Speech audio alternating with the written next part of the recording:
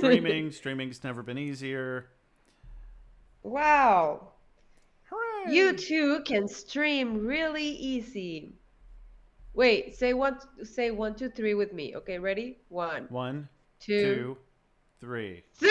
Three! All right, I don't know. I'm just trying to find an easy way to like Sync sync it up. us. Yeah. Yeah. Are Uh, you recording the thing? the Like video? recording? Yeah. Yeah, it automatically Okay. records when I start streaming. That's what it Amazing. did last time. Otherwise, I would not have had a video recording of the podcast, and that would have not really ruined Suck. everything, but it would have No, sucked. it would have sucked. Nope. Dude, I mean, I I feel love. like we could have found a way to download or copy the Twitch video, even if Uh-huh. I had to just run OBS on a display capture to get it. Yeah. Mm-hmm. But that would have been unideal. Unideal So, indeed. hmm? Unideal indeed. Unideal indeed. Meow. Anyway, welcome to Wubba Lubba PodPod. I'm Josh. I'm Alex. And here on Wubba Lubba PodPod, we are going to review Season 1, Episode 8 of Rick and Morty, Rixty Minutes. Today, well, On Rixty Wubba Minutes. Lubba. Today is not part of the So, title. right. So, 60 Minutes, what's that about, huh? Is it referencing the 60 Minutes television show? Yes. Which, I'm can sorry, you let me try remind that me again. what that's about? Yes. Can you remind me what that's about? Nope, I never watched it. Actually, wait, no, Oh, 60 Minutes. Wasn't that the but one you're with. American. Yeah, I know. I never said I was a good American. Oh, I think that's the one with Larry King, and it's basically just an extended news story thing where they mm, pick something and they talk about it. I don't know. I never okay. got into it. Is it like true crimey? No, it's just regular news, except Okay, they only talk about one story that is really big, okay. and they get an interview with somebody that's involved in it to come on to the Got show. it. It's a Okay. talk show. It's a newsy talk It's show. a newsy talk show. Mm-hmm. I think.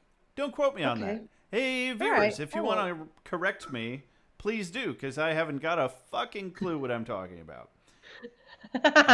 But I mean, colloquially, this episode Yeah. really should have been called Interdimensional Cable. Right, that's how everybody calls That's what it, everybody isn't calls it it? anyway. But the official title That's is Rixty fun Minutes, fact. whatever. I just saw The an fun facts are interest. rolling in early, people. The Look at what? you. The fun facts. The fun facts are rolling in early The fun today. facts. Oh, yeah. Correct. Yes. You're You welcome. just said a bunch of fun facts, Josh. Are I you paying attention to yourself? I am not paying attention to anything at all. I am. You're twirling a thing on your finger, I'm and just last chilling. time you were eating and like playing, fidgeting with something, and I can't hear it all. Can you hear Just this? say it. Not at the moment. Well, that's. Oh, but What you is could that hear me eating. thingy I see. of? Okay, I'm so I sorry could about hear that. you. No, that's Don't fine. don't I hesitate to forgive tell me you. to stop eating on camera. I knew I I think shouldn't have.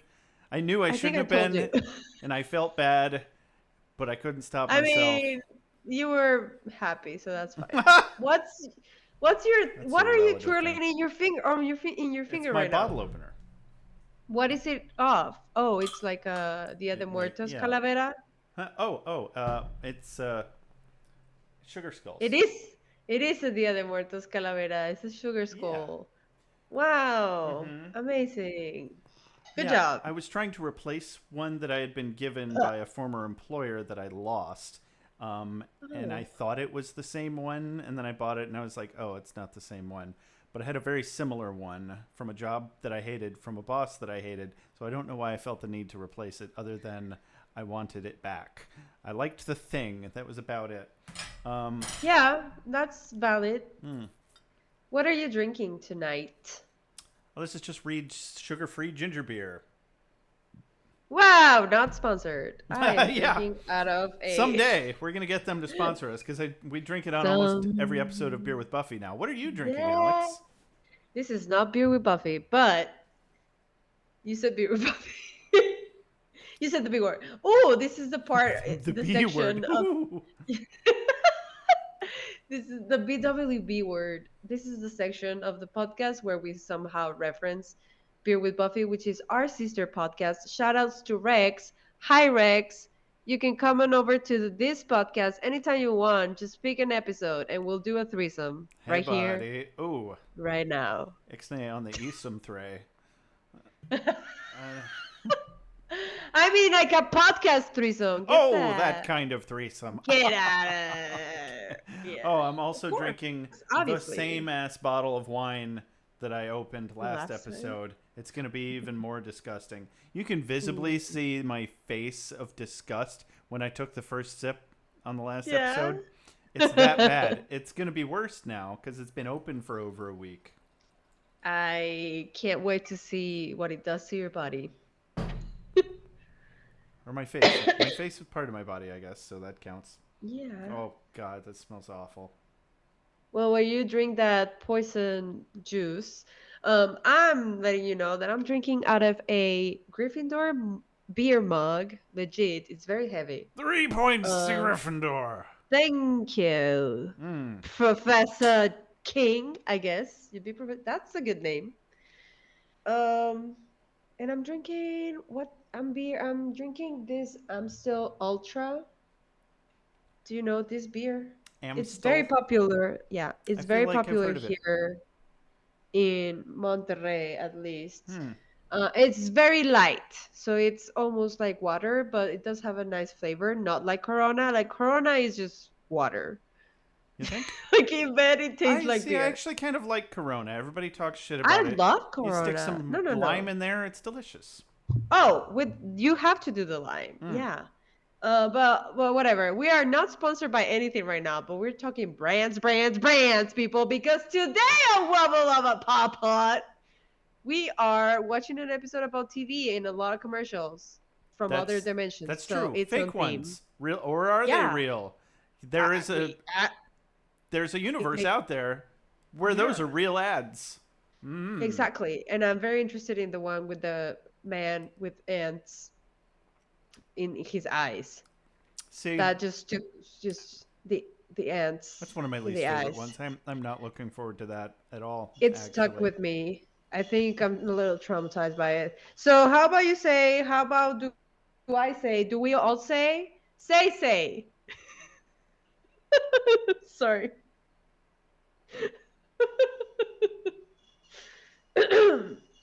Sorry. All I want to say is that we should start the episode. You should speak your true.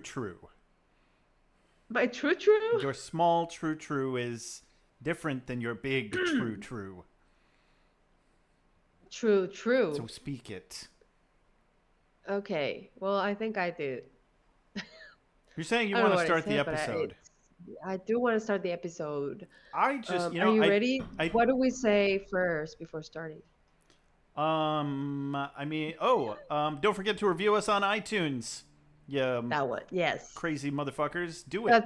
Because that's a good one. You love us. It helps us a lot. You love us. Yes. You love us so much. Yes.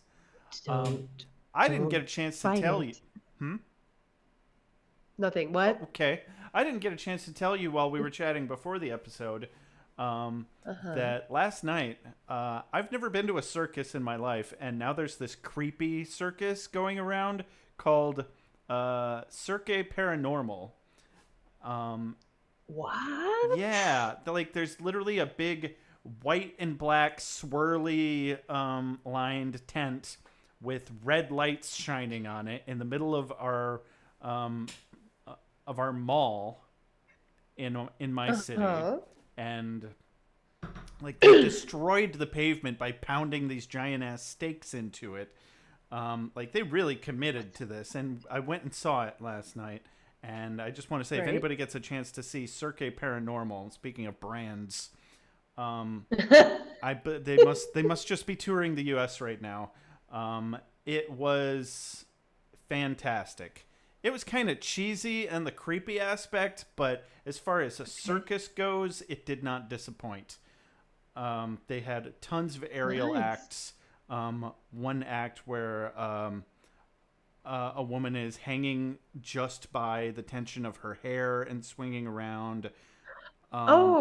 People swinging on loops. They did there was a really cool duo dancer act where they were just on this little tiny platform that was smaller than your average backyard trampoline, and they're on roller skates, just spinning in circles and doing aerial tricks like lifting her and spinning her around. And he's only got like this little tiny lip of space to spin around. Just it's playing super with dangerous. life. Seriously playing with life. Like one little slip up and injuries. Serious concussion. Death. Yeah. Broken bones, etc. Speaking of, the craziest act was the final act, where it was basically two human-sized hamster wheels connected to each other by some truss work that spin around, with dudes inside the hamster wheels also spinning around. And then one of the dudes jumps out and gets on top of the outside of the hamster wheel and is spinning around like that. And like jumping rope on top of it while it spins around. And like jumping up and letting it fucking fall for a bit and then landing it. And I'm like, every time he did it, I'm like, oh my God, that motherfucker's about to die. We're about to watch this motherfucker die. This is irresponsible. Why are you doing this? I didn't pay to watch you die. But, you do, bro. This is so funny because you can tell this was your first time at a circus. Yeah. That's pretty much how you react to the first time watching all those acrobatic, incredible, superhuman show thingies. Yeah, like, I mean, I get anxiety just being in a room with that many people, let alone jumping up and down. So the thrills started early for you. The what? The thrills. Yeah, they sure did. And they were like, if you need to pee during the performance, oh no, don't. Just kill yourself. You're not allowed to leave. And I was like, they can't do that legally. They can't. They can't just tell us Dude, don't tell me about it. When I went to I've been to a couple comedy shows where they make you one of them they made me leave not leave, but put my phone in a bag that was locked, sealed, and I couldn't get it out until I went back out there and they with their key opened it and gave it back to me, just so that I couldn't use my phone during the function, right? But the anxiety that I felt with my phone just unavailable to me in my pocket, just gagged and bound and locked away from my reach. And I'm like, what if I need to call my mom? What if there's an emergency? What if I start choking? What if I'm going to die? Who's going to call my mom? Yeah, no, the anxiety, the phone anxiety is real these days. And no. I mean, I just keep thinking back to the 90s. Like, what did we do before cell phones? What did we do without GPS? Yeah. You said daily. How did we go to places? I guess it was just how we used to remember phone numbers. Mm-hmm. You also had to remember the entire map of your city, every single fucking road and street. I delivered pizzas that way. I would literally go to a map. Well, that helped. I went to a map on the wall. On the wall. I didn't have a map in the car. There's a map on the wall, and I would literally stand there until I had memorized how to get to that house. And then I just went and did it. So you're like, okay, one right, then 3 streets, then 1 left, then 2. Dude, basically, this is just getting out of some sort of jigsaw. Yeah. Trap. I had to use my brain and remember how to do shit. Oh, no. Yep. That's. And I felt so alive. Ah! Oh, my God. And Oh, what's crazy man. is I always found the place. I never had to like come back and be like, Yeah. I forgot how to get there I and look at the map again. I mean, That never happened. I guess that we're capable human beings if we just let ourselves be. Yeah. But Just we've step got all away this from technology a technology little just bit. doing everything for us. I think it's I holding us know. back as a species. But whatever. And yeah. It'll be fine. So on that note, intergalactic television, huh? Yep. How about that? How do we Um, start the episode? we Do you want to should. start? Let's do that. Yeah. So we've been talking for 16 minutes. I've had worse. It's okay. Time flies. It Good does. conversation. That's right. I Let's get needed into to it. regale the tale of Circuit Paranormal. People needed to know, okay? Thank you. I should attend that. That sounds great. Okay. Um, Well, Also, I had just found a shirt that looks exactly like the one Alec Baldwin wears in Beetlejuice, the white and the black and white plaid. So I oh, wore that because just as a subtle wow. Look Beetlejuice at you. reference, it was nice. I'm Oh, gonna that's so pretty cool. much every time I ever wear that, I'll just be like, "Well, I'm Alec Baldwin today."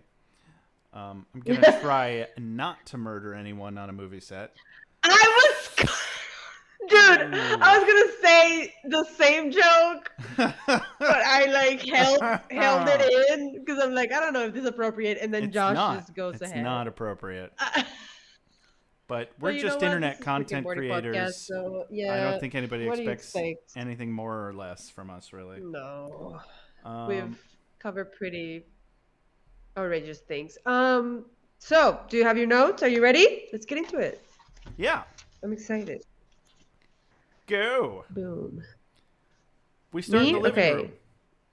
The Okay, you Smith start. living room. Yeah, we're in the Smiths living room, and they're all watching one of those shitty reality shows like The Bachelor. I think it is just Oh. supposed to be The Bachelor. Everyone's really into it Right. except for Yeah. Rick and Morty. Rick's like, if it's any consolation, Summer, none of it matters, and the whole show is stupid. And Jerry's like, okay, how about you show us your idea of good television, and we'll shit all over that. He says crap all over that, but he meant shit. Um, Yep. and Rick's like, I thought you'd never ask. And he breaks open the Here cable we go. box and he slaps a fucking crystal on it and screws it back together. And Morty explains that it is crystallized xanthanite and conducts electrons across dimensions. And he's clearly very proud of himself. And Rick can't have a cocky Morty, which we learn Oh in later no. episodes, or maybe earlier episodes. I don't remember. It all blends together already. And so Rick Yeah. very quickly condescends to him about it. He's like, 20% accurate as usual, Morty.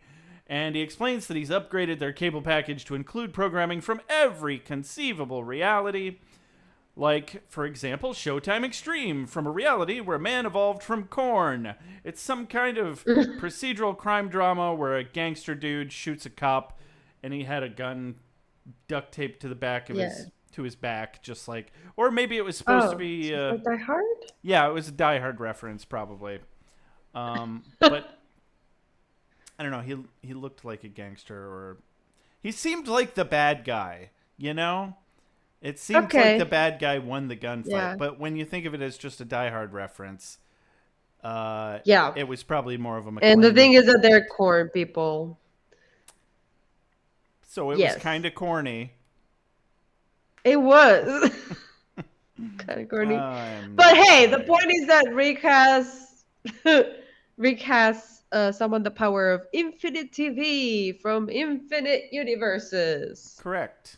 And they start flipping through the channels. What do we see in these channels? Well, Did you write it down? let's see. We see a movie about a guy eating shit. And then we see a Have you seen that violent movie? Have you seen that movie? movie about a guy eating shit? Yeah. Probably. You know that movie. Yeah. Oh, yeah, that one. No, sorry. I Yeah. came in halfway through the series. I've only seen like the third and fourth one. I never saw the original. But I've heard that Right. the second one is just a remake of the original, so you don't really Yeah, need so to you see the better first just one. yeah, you don't need it. You just go straight for So third. now I'm just talking about And Evil then the Dead. fourth is Bro, So I watched Evil Dead Rising the other night. That shit is good. the TV show? I hadn't seen no, the newest movie, I guess. Like I hadn't seen any of the Evil Dead. So I There's a new watched the movie? newest movie. There's a new movie. It's called Evil Dead When did Arise. that come out? Like a few months ago. Like it's on HBO Max. Is it But dude, is it it's Bruce so Campbell? good. Who what? Is Bruce Campbell in Who, it?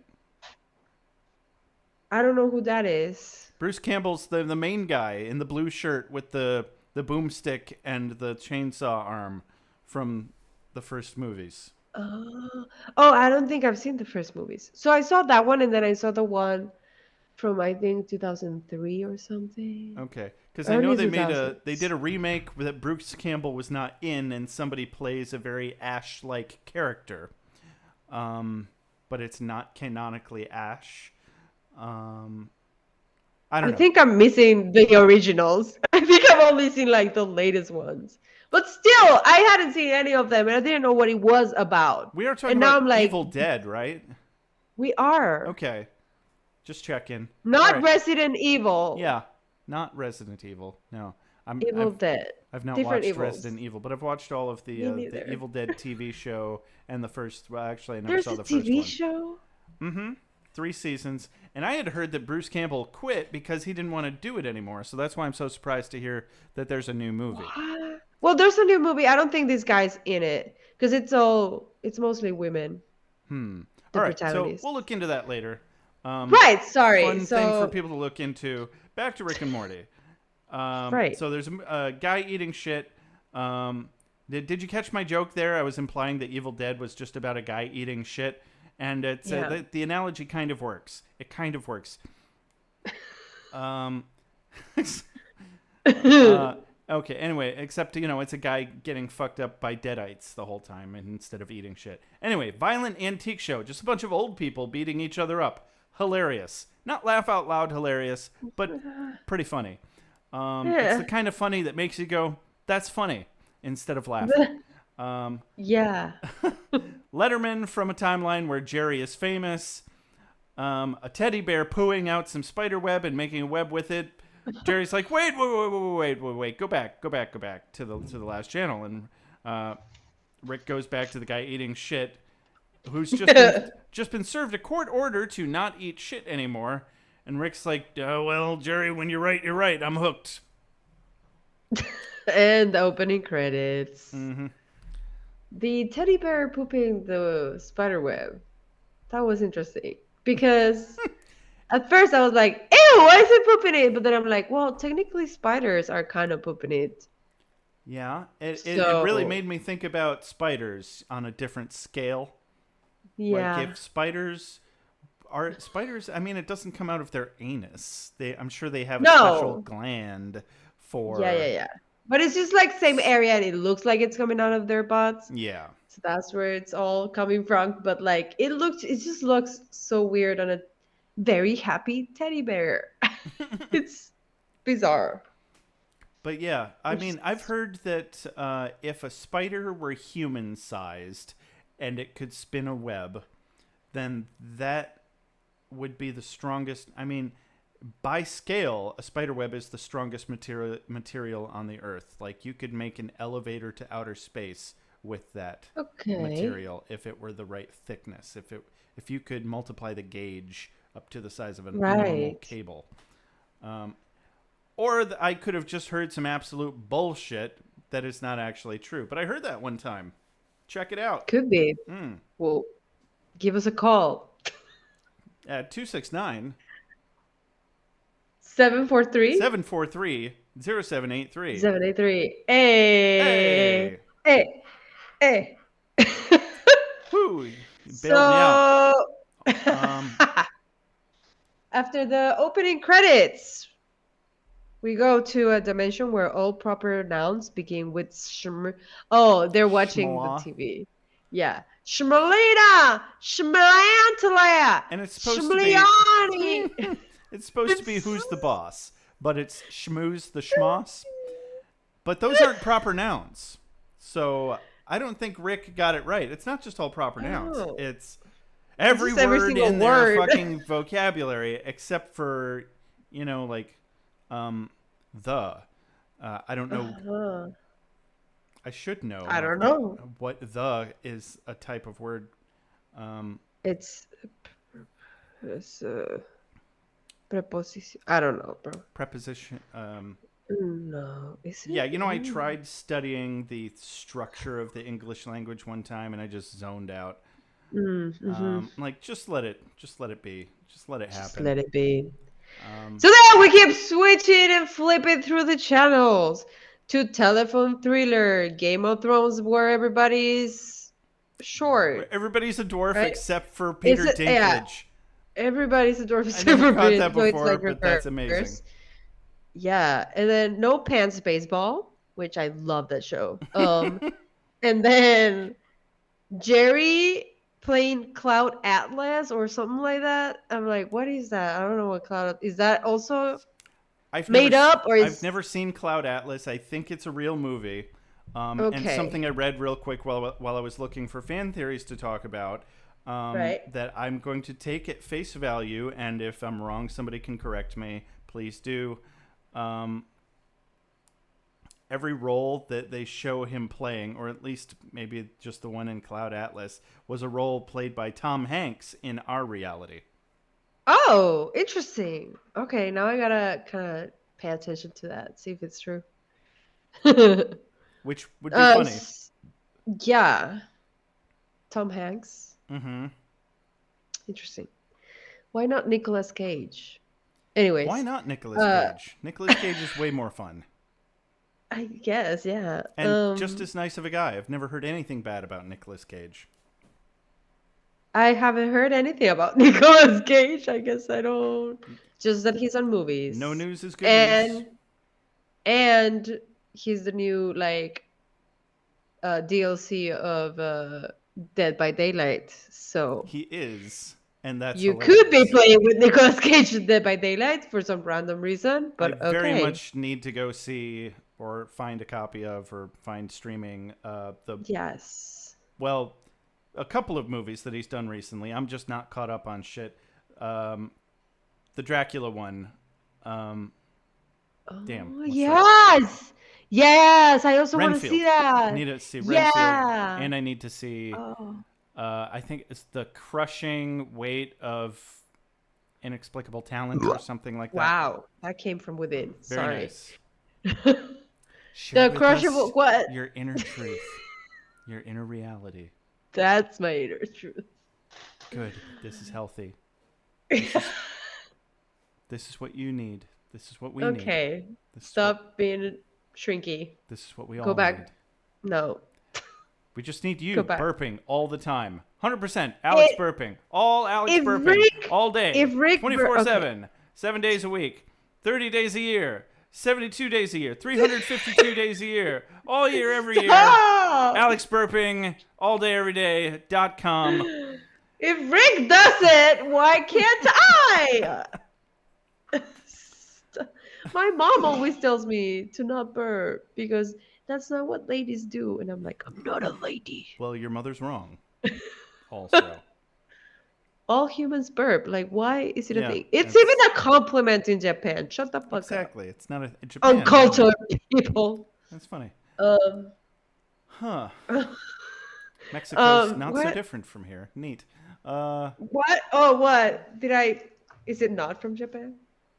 Wait, what happened? Oh, no. I was just saying Mexico's not so different from here. They've still got the same puritanical hang-ups. I had no idea. Oh, yes. Yeah. Good to know. Oh, definitely. At least Monterrey. Which is my beloved town.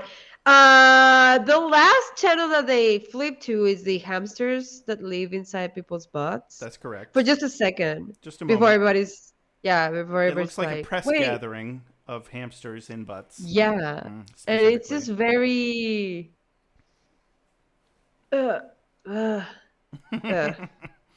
Yeah. I think it's great.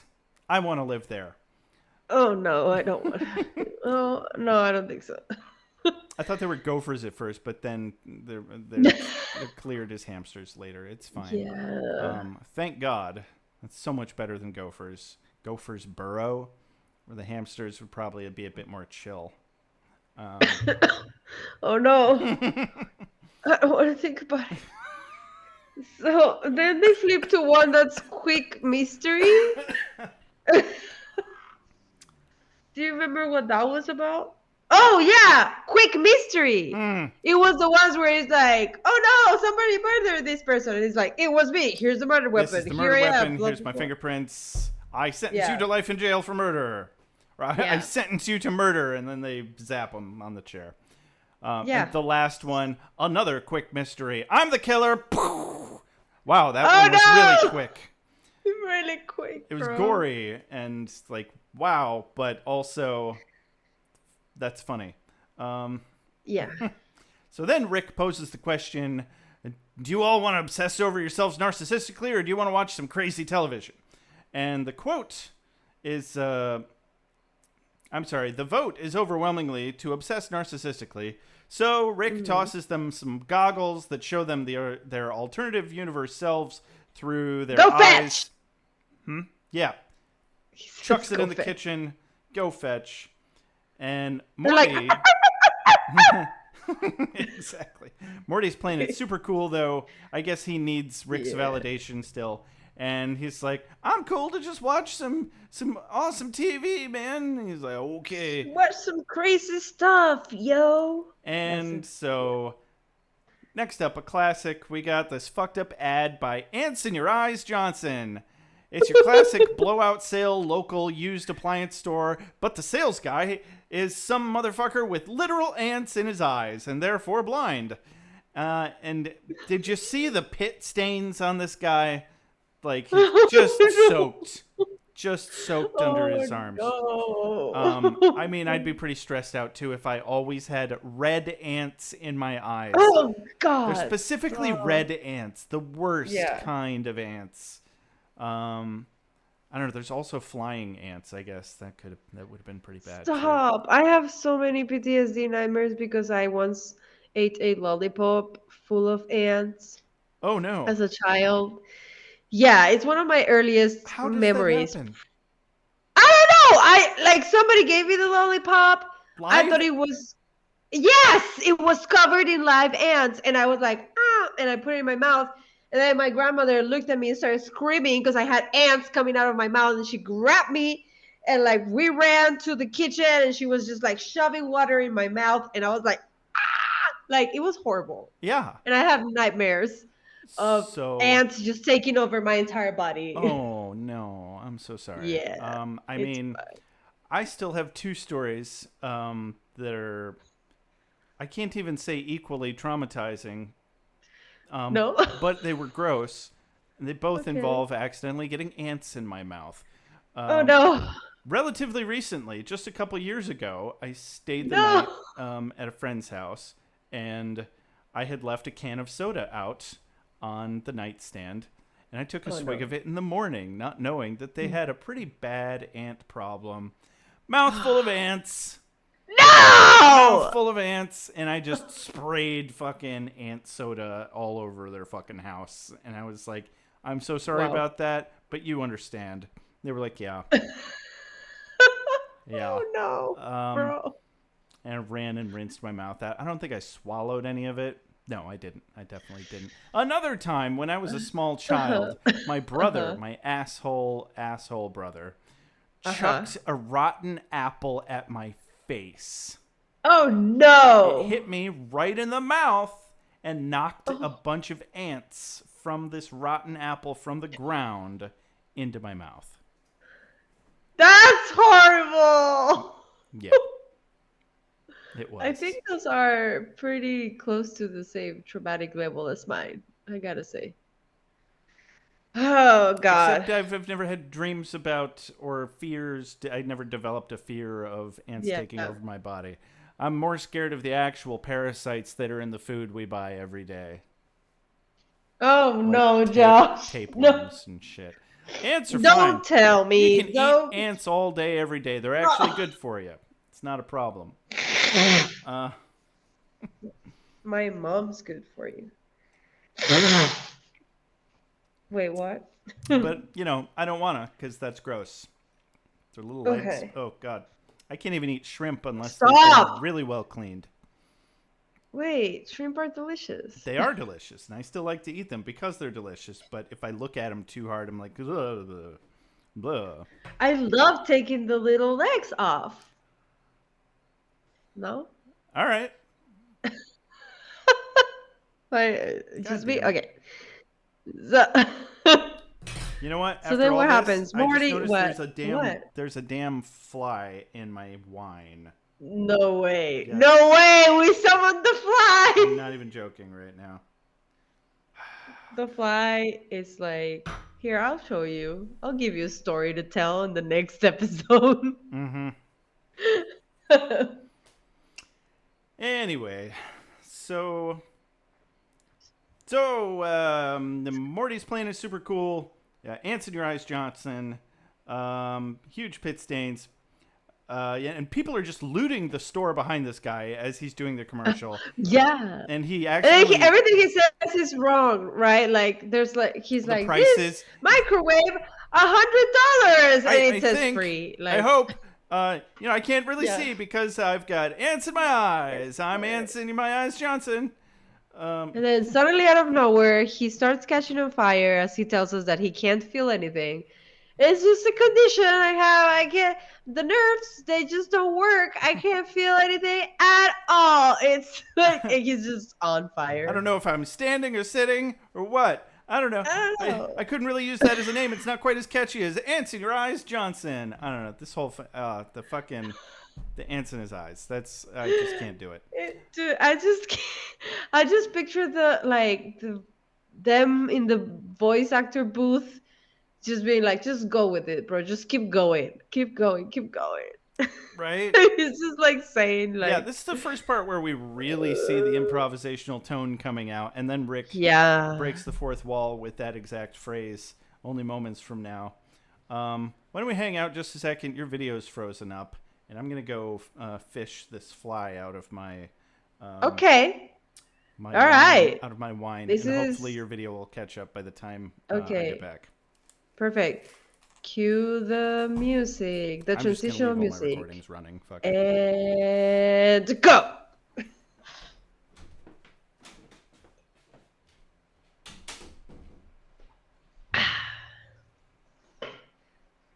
Whew. Okay, how much longer? Alright, see, it's not that long. Compared to the last one, at least. Last episode was the longest. Also because I think I, like, wrote the entire episode down. Oops.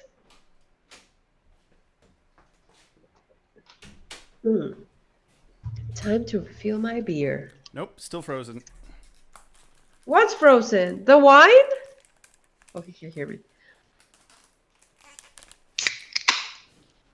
What's frozen? Your video. Oh, shit.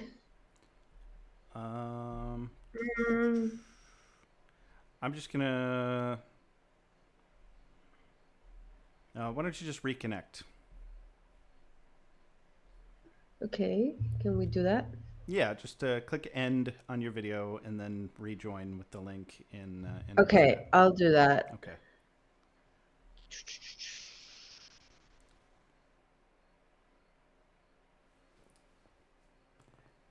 Now I'm on both sides.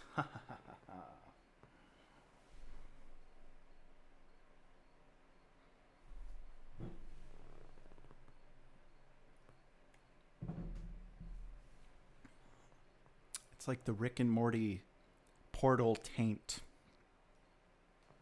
I think that's funny.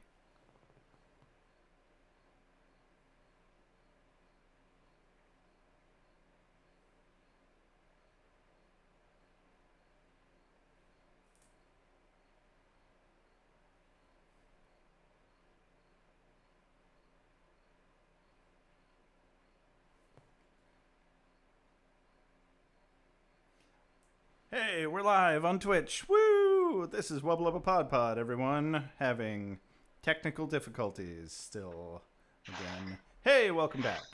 Hi! Can you see me? I can. Looking good, looking good. I don't know how to get rid of all the stupid peripheral icons around our video here. It's not normally there. I don't know either. Whatever, it's fine. Everyone knows your name is Alex. True. Okay, hello. Stop video, participants, chat.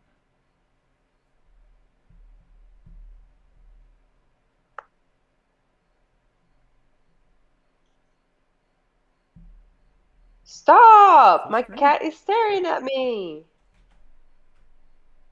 Nope, not full screen.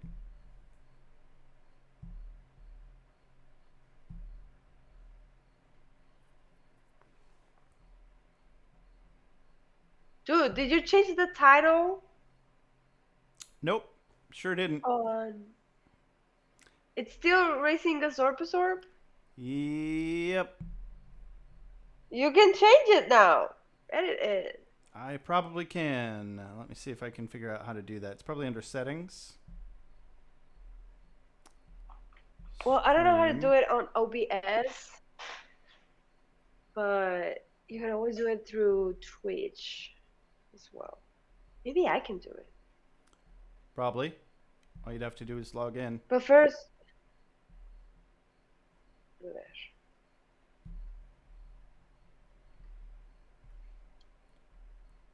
Huge hello. pit stains, improvisational tone. I'm already logged in. Okay, hold on. Stream manager. Look at us. Look at us! I see us. Okay. How do edit stream info? Okay, I'm gonna update the title. Episode 8. Oh, nope. And it's called Rixty Minutes. And you didn't stop your Audacity No, recording? I Good. didn't. Okay. I did. Okay.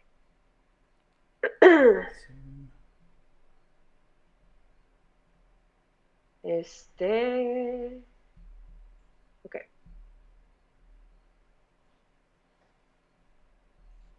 Hold on.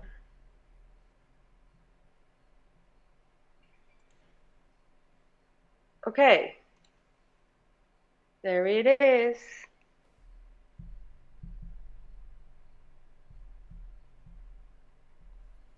So we're good to go? Yes. Cool. Except no, because I have to blow my nose again. Sorry. Ugh, I got the allergies.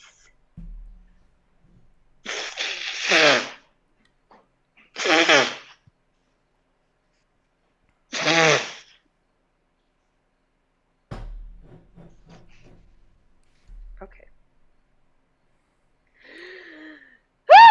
So we're in the kitchen now, and Jerry puts on the goggles first, and he's doing cocaine with Johnny Depp. It is. It's all white at first, but then other alternate Jerry looks up, and it's Johnny Depp, and he's like, Jerry, I love doing cocaine with you. And this Jerry's like, I love doing cocaine with you, Johnny Depp. It's fucking dumb. Beth puts them on. She's like, all right, my turn. She's doing surgery.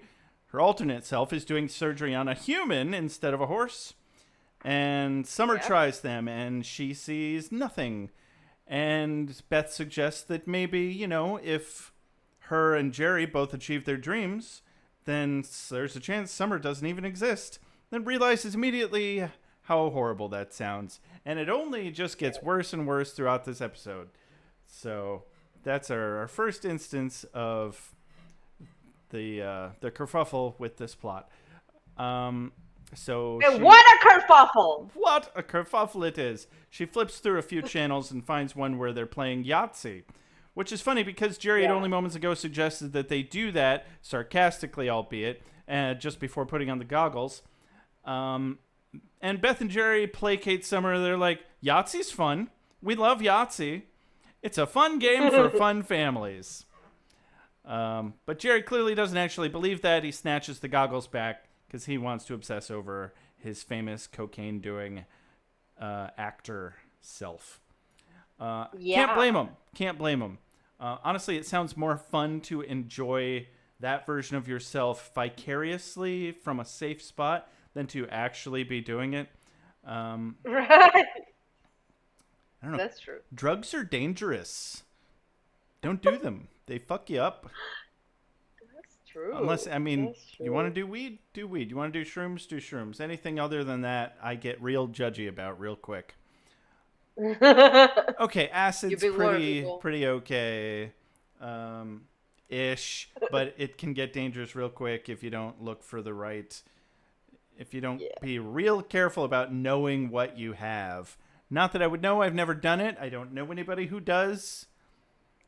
I'm going to stop talking about illegal drugs on the public interwebs right now. Okay. Don't do drugs. This is an anti-drug sentiment. Don't you fucking dare. Don't do Get it. Dare. Stay in school, Dare kids. program. Anyways. Cut to the intergalactic TV. Yeah. We have a show. Where the sneezy car Well, it's not a is... show. It's like a it's a commercial about the brand new Sneezy XL car.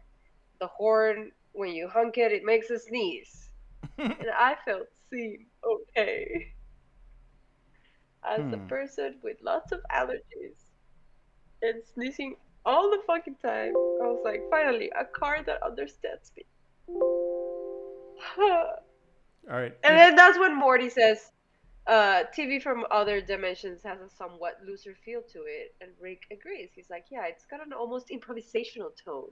Mm-hmm. Kind of commenting on what's happening. Very breaking the fourth wall again. Yep, a little bit.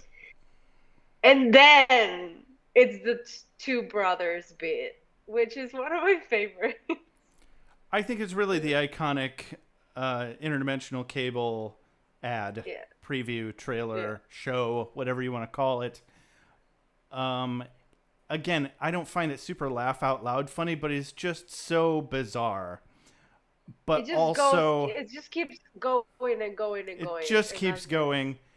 And it's actually a really good ripoff, or it's just riffing on all of these old, modern and old action movies alike with the growly announcer voice.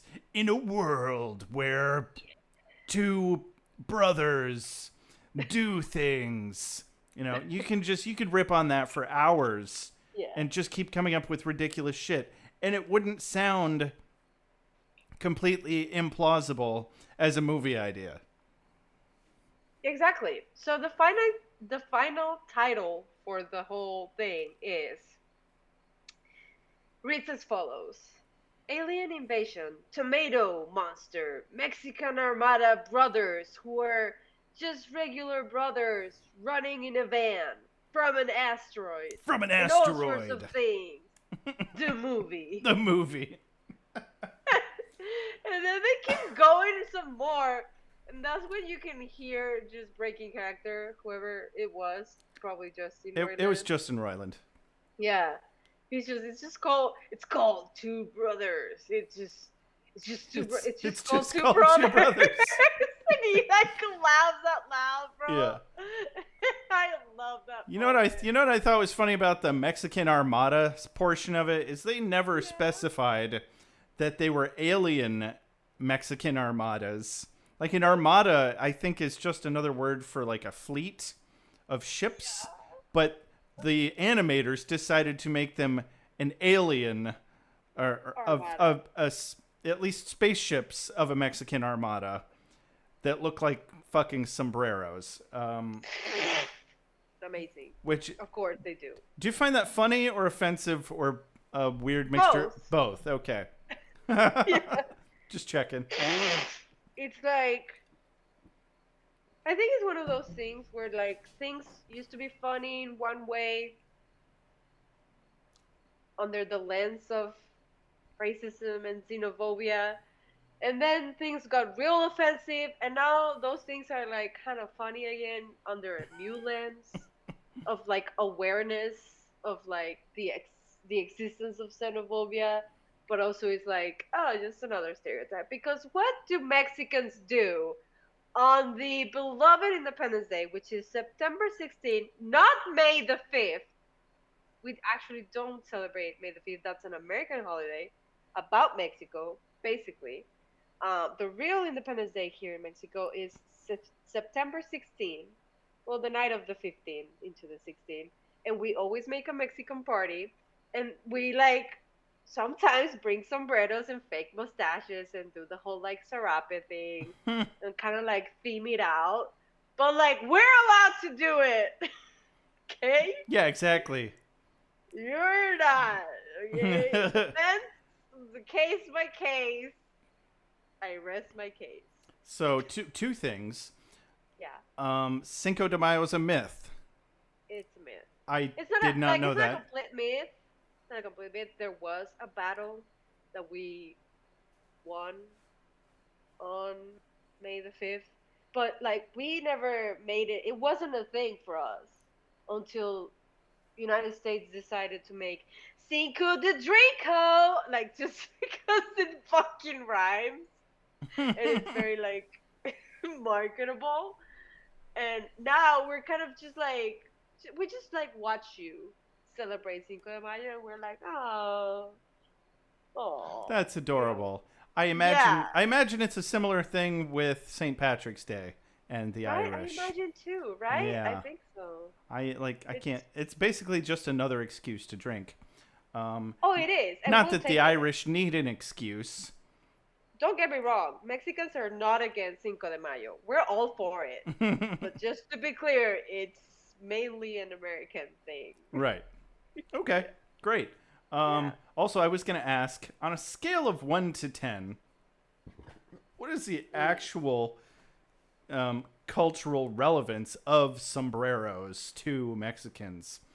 So they're mainly worn by mariachis, which are still something that we do very much. Do you know what a mariachi is? Yeah, it's a type of music. No. No?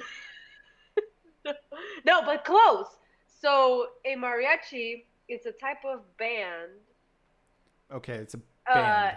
Yeah, it's kind of like a band made up of certain, like it has certain instruments such as like violins, the big guitar, the big trumpet, the Mm-hmm. little trumpets, Mm. and some other stuff. And there's usually a group of like 6 to 8 to like 12 of these people, men and women do it. Mm-hmm.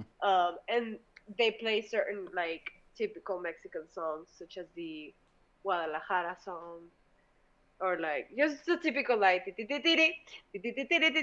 or like cucaracha, or like para bailar la la Mm-hmm. like all these just like classic Mexican songs. They just sing it and play it out loud live for people, and people use them to like you can like hire them to come to your wedding, to come to like your girlfriend's balcony when you're like asking her to be your girlfriend.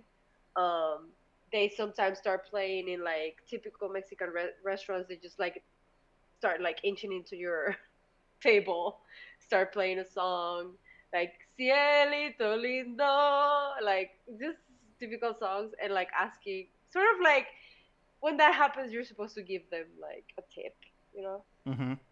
So that's also, and that's basically what mariachis are. And those are the people who use the sombrero. Like they have a specific uniform kind of thing or costume Mm-hmm. when they're doing the mariachi stuff, and it's very typical and it's Yeah. beautiful, and it does include the sombrero. So that's Yeah. Okay. what sombreros It's are. always Yeah. been a mariachi band kind of thing. It's never it didn't like have its roots in something else. So I guess like very much like in the early days of Mexican culture, like back in the day, I don't know exactly, like 20s, maybe earlier, maybe around the time. Uh, Mexicans did use those big sombreros when they were working on the fields to like protect themselves from the sun. Okay. That's what I was going to But say. that, That's what it seemed like is it's a sun hat. It's just yeah, a sun yeah, hat. It is. Why is everybody got so fucking worked up about it? Like we've got sun hats.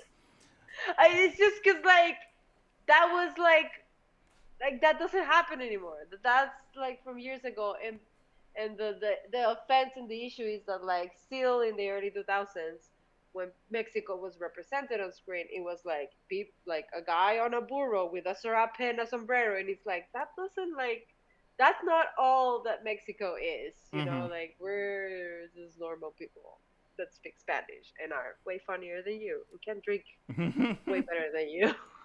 So Yeah, it's like only thinking of leprechauns when you think of Ireland, not to belabor the references to, um, not to only compare all of this to Ireland, it just or everyone thinking of Americans as cowboys.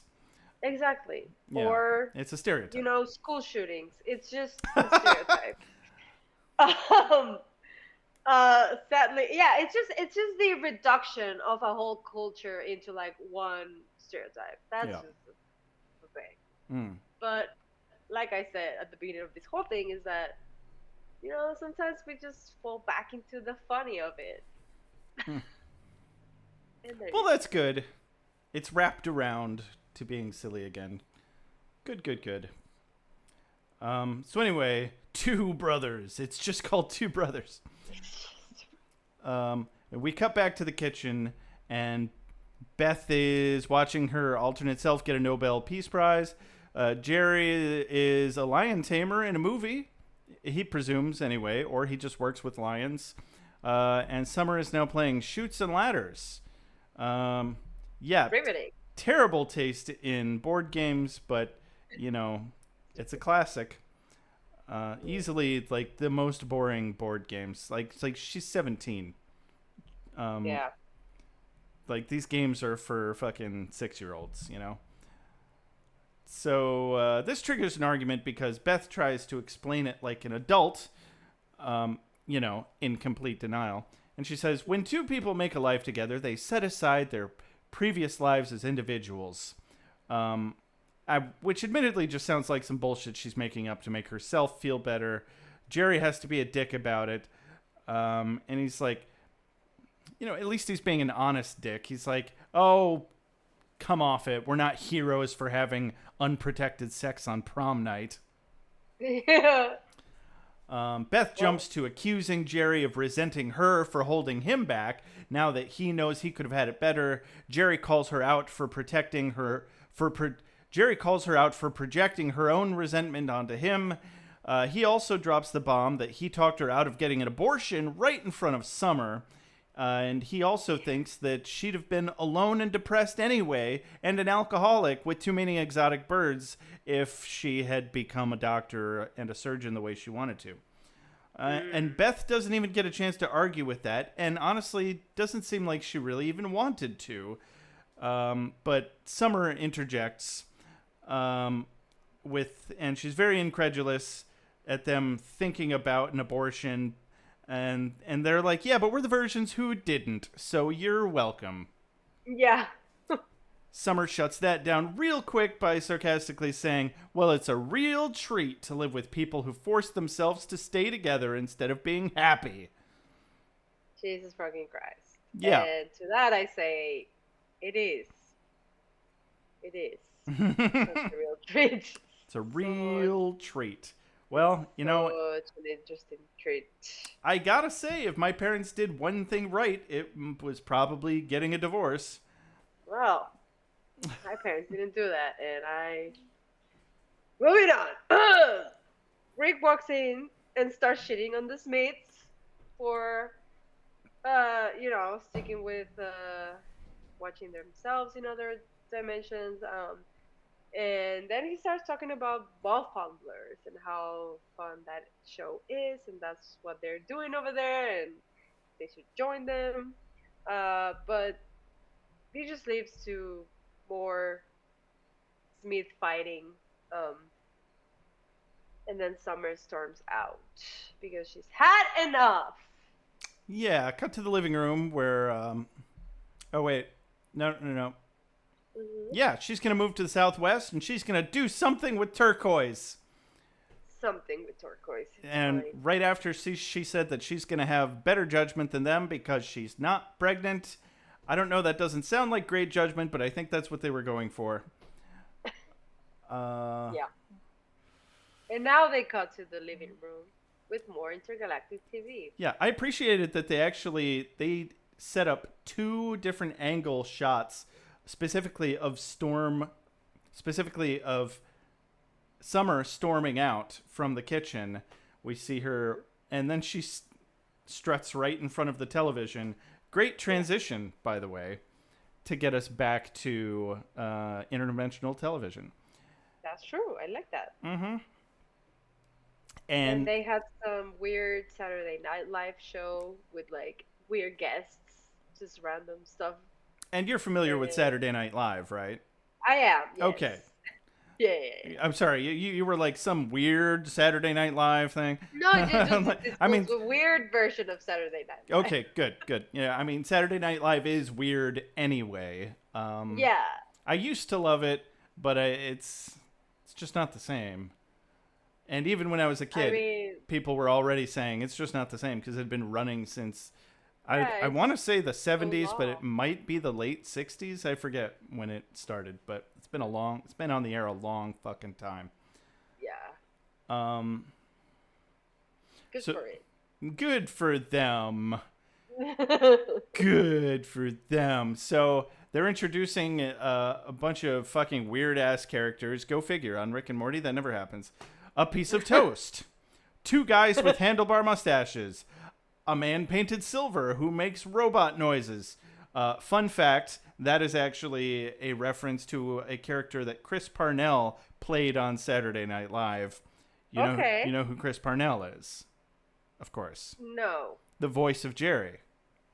Oh, okay. Got it. Gar Minar Minar. I think that was my favorite one, honestly. Yeah. 3 slime aliens or whatever. I don't even know. We'll come back to that. A hole in the wall where the men can see it all. That one was. Oh no, it's a glory hole. That was so fucking dumb. And Bobby Moynihan, and I assume that's an actor that's been on the show for a very long time. Yeah. So I'm pretty sure he's actually an SNL actor. Yeah, he is. I recognize him. Rick drops a little bit of trivia that Bobby Moynihan has severe artistic differences with Piece of Toast. Oh, that's right. Yeah, I didn't know that. Behind the scenes. Yeah. No, me neither. I imagine I would also have artistic differences with a famous piece of toast that I have to act across from in a comedy show on a daily basis. Like, if it's anything other than I'm eating that piece of toast and it's delicious, I'm going to have artistic differences. So many. That's just my opinion. Okay. And, who am I? Who am I? Just some asshole with a podcast. Okay. 2 of them, though. Excuse me. Anyway, then we transition over to everybody's favorite classic, fake doors. Real fake doors. Real fake doors. Come on and real fake doors. Just get your fake doors. What are you even worried about? Don't even think about it. Look, this one doesn't open. This one doesn't open. None of them open. They're all fake. And then he just stops and he gets in his car and he goes home and the camera still follows him the whole time. He's at home. He makes a sandwich. And then it's still the commercial. Yay! Rick and Morty are, I think, the best moment here is when they cut back to Rick and Morty and they're like, "Whoa, I thought this was a commercial. What's going on?" "I don't know, Morty. Just keep watching." And they're just riveted by this gimmick that's never been pulled on us in this dimension, but somebody really should, I think, at this point, because that would really get me too, and I really appreciate the gimmick of the gimmick here. We're still on the commercials. Fake doors. I've got all these fake doors in my house. Fakedoors.com. And then they get bored after it gets really extra repetitive and stupid. Yeah. Morty's like, wait. Okay, fine, you can change it. And I love how like they change it. Like at the beginning, it's real fake doors, and like they put on the screen like realfakedoors.com, blah blah blah. And then at the end, it's just fake doors. Just like, fake doors. There's no consistency. No consistency at all. Doesn't matter. It's just nobody cares. Justin Roiland's weird stream of consciousness. And they stuck it in an animation. Yeah. They didn't care. And then comes Gasorpasorp Field. Okay, this might actually be my favorite. Wait, really? I thought you were gonna hate it because of the extra arms. I do hate it because of the extra arms, but if you cut out the extra arms, okay, it's actually a really poignant take on Garfield. Because if you watch Garfield, he actually is just very abusive towards John constantly. Right. And it's really sad. Right. I think it's even better that he like, hey, I just want to say goodnight. Okay. Good night. Jamie's back, by the way. I don't know if you heard her come in. I did. Okay. Good night. Good night. Good night. Anyway. So, yeah. What? Abusive. Right. Garfield's abusive. Except this time he's extremely racist and just he's straight like, white. Milk toast. I've never really understood the term milk toast. I mean, I think I get it based on context. Right. But it was weird. The subtitles spelled milk with a Q and not a K. I always assumed it was just like the words milk and toast. But I'm wondering if there's more to it, and I didn't bother looking that up. So, hey viewers, if you want to explain to me what milk toast means, give us a call at 743-0783 269. Right. Country code 1. Oh wow. Yeah. It's 269. Not at all confusing. Nope, not at all. Okay. But yeah, the extra arms. Right, the extra arms, Gasorpasorp Field, but then they have the Bill Murray conversation. Mm-hmm. I have here written down. What was that all about? You know what's funny about that is that's just real. That's real trivia. That's what it felt like. Yeah. Lorenzo Music is the name of the voice actor that played Garfield on all of the original cartoons. He died in 2001. And he also was the voice actor for Venkman on the Ghostbusters cartoon, which is the character Bill Murray played in Ghostbusters in the movie. Fuck. What? Okay, that's cool. Yeah, I figured it was something like that, but I didn't know this beforehand, so I couldn't fully enjoy it. Yeah, I looked that up because I didn't know that his name was Lorenzo Music, and I was confused. So I was like, and then Bill Murray, of course, plays the voice of Garfield in the 3D animated Garfield that came out in like the later 2000s after Lorenzo Music was dead. Oh, wow. Yeah. Okay. So interesting. All the connections. Kind of like different dimensions connected. I mean, it makes sense because it turns out they do have very similar timbre of voices. I mean, yeah. So why wouldn't they play the same characters, you know? Good. It's fascinating. So then, cut to Beth and Jerry just laying down in the kitchen, reminiscing about their relationship and about having the kids and about like, if we just stick together because of the kids, if we don't have to stick together because of the kids, what should we do? ... And then cut back to the TV. Yeah, yeah, a little bit of a mini micro cliffhanger there, but it's Yeah, very implied that they're talking about breaking up. yeah, and it's just you can tell that this episode it's all about just hopping from the most random shit that you can think of on the intergalactic TV and then just like moving the plot further in an like expedited way. Well, it's funny because I was Like the just mainly the Jerry and Beth relationship and how it will affect the kids. But like, it was just interesting how like the two plot lines where like one was like silly, goofy, fun, improvisation, whatever, imagination, no limits, and the other one is like, okay, this is where the story of these characters are hmm going.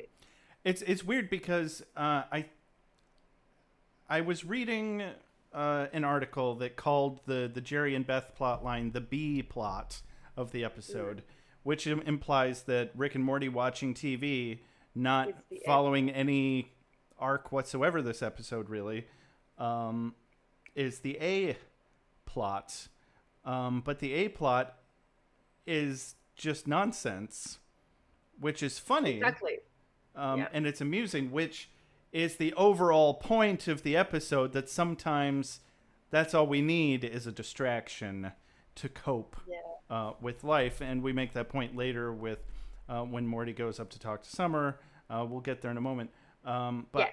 Yeah. I think there's an argument to be made. I may or may not be correct. Um, Objectively, I could be wrong about this, but I would just like to suggest that maybe the actual A plot of the episode is the Beth and Morty, or I'm sorry, the Beth and Jerry story, Hmm. about them wondering if they should be together. And it's weird because, I tend to agree that, okay, maybe they're using this interdimensional goggles as a device to figure out that they're bad together and they'd be happier without each other. Um, Yeah. and I was all on board with that. Like, yeah, they have a terrible relationship and they shouldn't have stayed together for the kids. That's a terrible idea. You probably, like, it's painful to get a divorce, but it's probably better in the long run. Um, but then they bring it back together in the most heartwarming way. I don't know. I think, I don't know. What do you think? I think there's an argument. I think it could technically be called the A plot. No, Bec- yeah, absolutely. And it's just the only reason why I think we um, resist to calling it the A plot is because they're technically the secondary characters, and Rick and Morty are the primary characters, and usually the A plot is whatever's happening with the primary characters. mm-hmm. Um, Yeah, I think. so I think they just subverted this time, and I would also say that the Beth and Jerry, Barry, if you will, I think um, I will. Yeah. situation relationship is very much the A plot right now, just in terms of like following the over arc, because there's a lot of consequences after all of this is like moved forward. Mm-hmm. This is like a big step in because so far it's just been kind of like in the air, just a little nudge here and there, but this is kind of like where they sat down and actually talked about Mm-hmm. it. And Summer is just like confirmation. I feel like this is where she gets the confirmation that she was just not wanted, an accident, blah blah blah, all the feelings that come along with that. It's like real hard, like emotionally. Like it's like a therapy session with like these three. While on the other side, we just get like little breaks and distractions from the intergalactic TV with Rick and Morty. Mm-hmm. You know? Yeah, and obviously they didn't do Summer any favors. She's upset now, and she's on a weird path to doing something with turquoise. Um, Something with turquoise. I don't know, something about that. Just Yeah, lives in my brain rent free. It comes up all yeah. the time for me. I feel like it's both specific and very broad. You know? Mm-hmm. All at once. All at once. You're Yeah, right. yeah, yeah.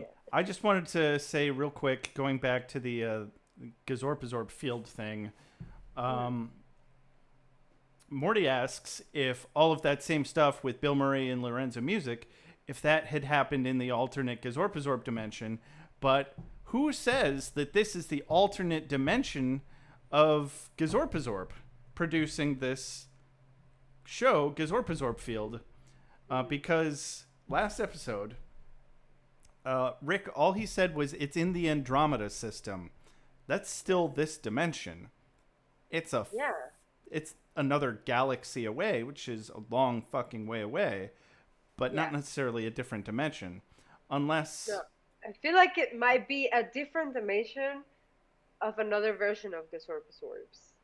Because why would the Gazorpazorps make a show, male Gazorpazorps at this, make a show like Garfield? Like, I don't think that would work in the dimension that Rick and Morty visited, at least. Or like Rick and Summer. So it probably is just a different version. It doesn't seem like the kind of thing that the women whom they visited in Gazorpazorp doesn't seem like the kind of television show they would produce, and the men certainly weren't capable of producing that. Yeah, so, exactly. Okay, So. that's good evidence that it is an alternate Gazorpazorp. Okay, never mind. I retract my statement. Okay. Cutting back ahead to the living room again, and we get an ad that is anti-trunk people who've had trunks surgically or whatever attached to their faces, or they're born that way, and the surgery was just a propaganda piece of the ad. I'm not sure. It was all just a creepy, gross allegory for anti-gay marriage ads, and then it followed up by a pro-gay trunk people ad. And then we cut to, okay, I keep saying that it's my favorite, and then we keep coming to another one where I'm like, right? oh, actually, this is my favorite. This is it, bro. Fucking strawberry smiggles. Holy shit. They're mine, and you can't have them, and they're delicious, and my name is Top Hat Jones, and I love my strawberry smiggles, and you can't have them. And, oh, hello, children. Oh, God, what are you fucking... Why would you... My entrails have fallen out, and why would you even want to eat those? They're soaked in my stomach acid. Oh, Jesus, show me to the light. No, it just keeps going. It's gross, but also just quite possibly one of the funniest TV moments ever. Yeah.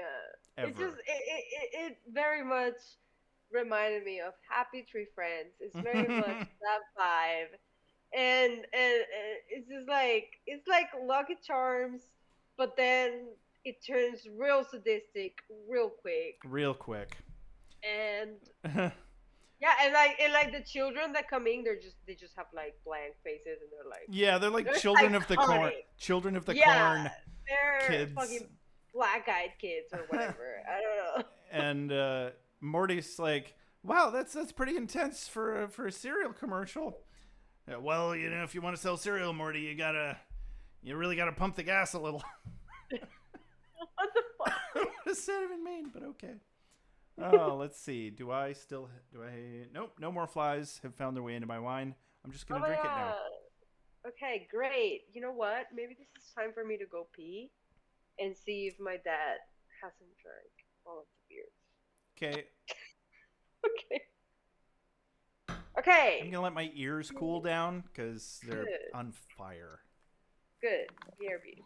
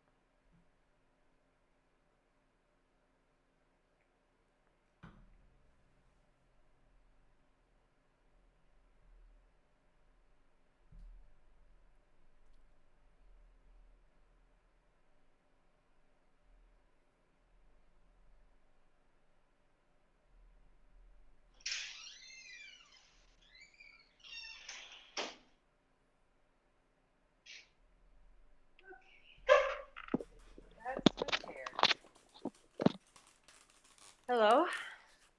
Welcome back. Thank you. I got No to more set up a beer. pause screen for when we take little breaks, but Yeah, that's next right. I time. forget. Next time. Um. So yeah. So next one that comes up after you gotta pump the gas to sell cereal. Uh, turbulent Yeah. juice. In a world Oh of God. muscular mayonnaise, there's three scrawny Michaels or whatever the fuck it is.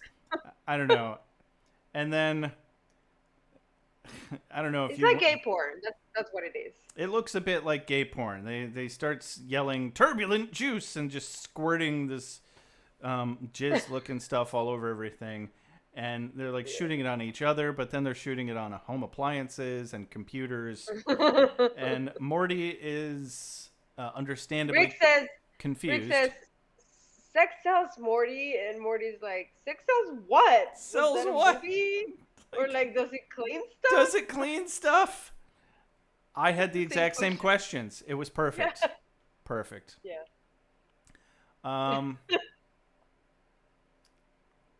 and then Jerry drops in and he's like, Yeah.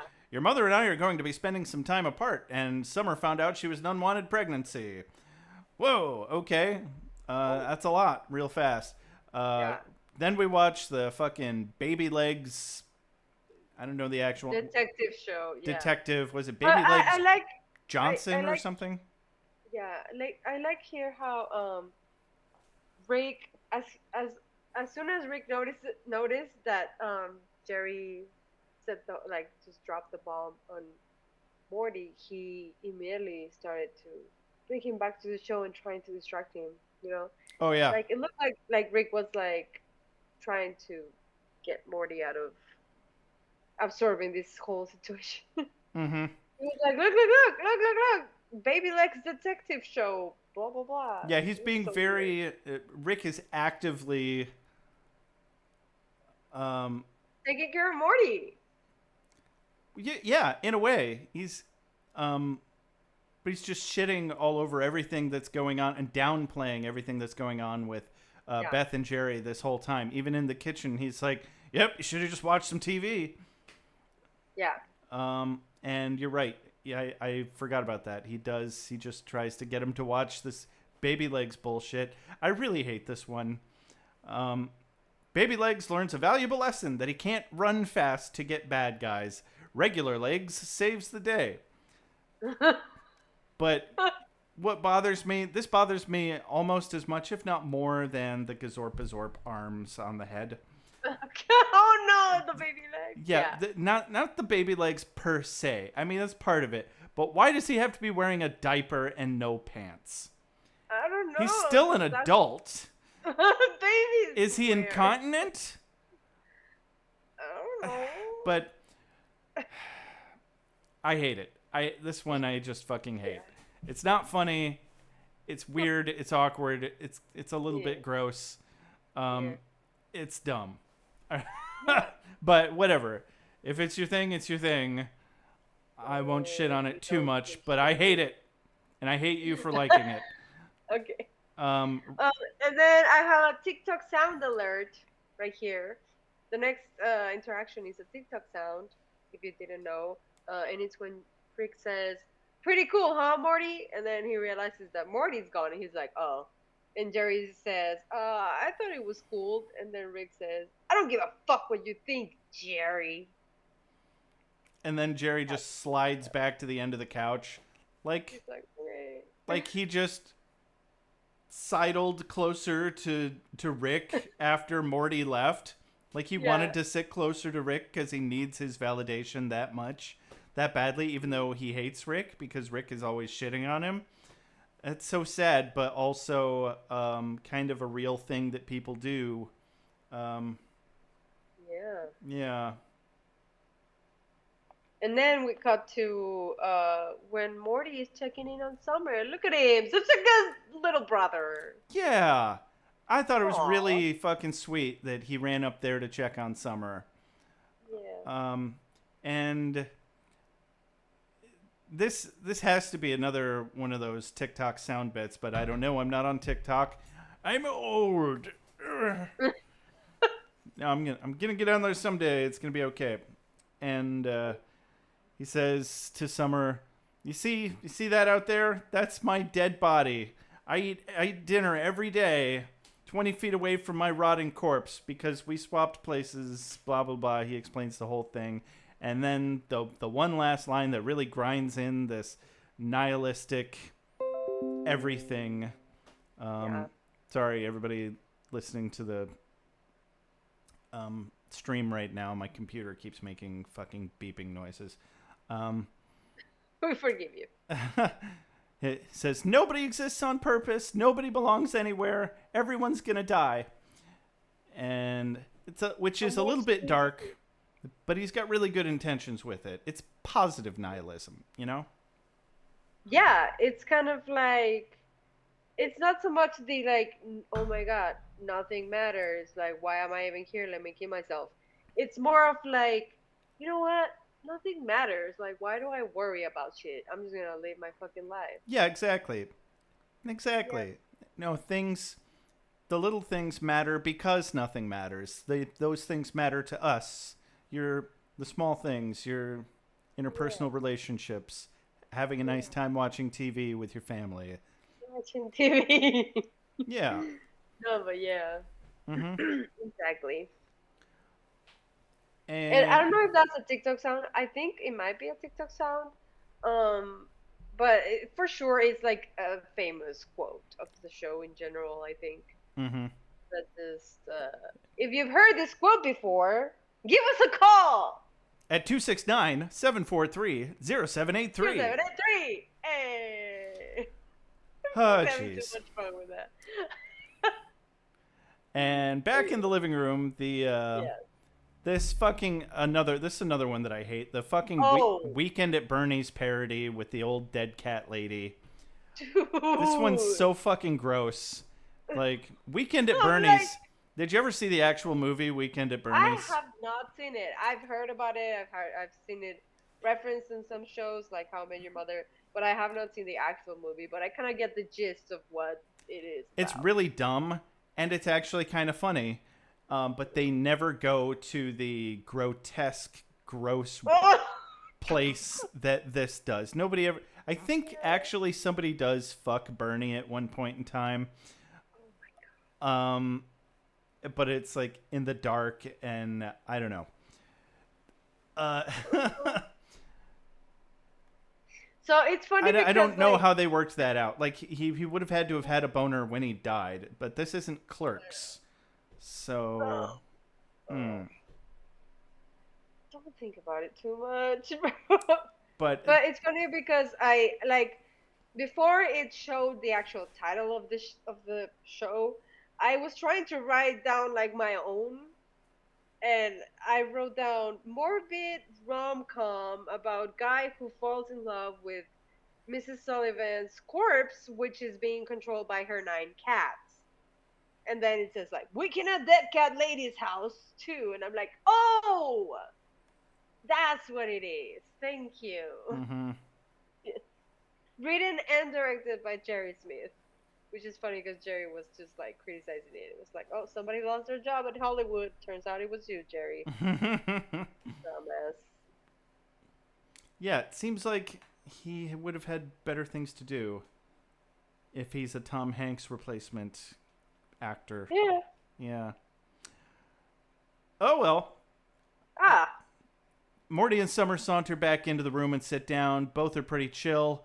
Rick says, "Morty, you just missed a preview for your dad's Citizen Kane," which is obviously a poke at it being not on the same caliber as Citizen Kane at all. And Morty's like, "Doesn't matter." Jerry says, Yeah.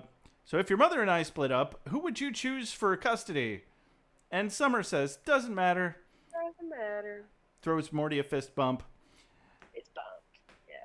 And now for the true climax of the episode, a live news update comes on, and it's Jerry, famous Jerry, driving down the street on a scooter in his underwear with a tourniquet tied around his arm and a syringe sticking out of his chest, running from the He's police. like His head is half-shaved, half-shaved head.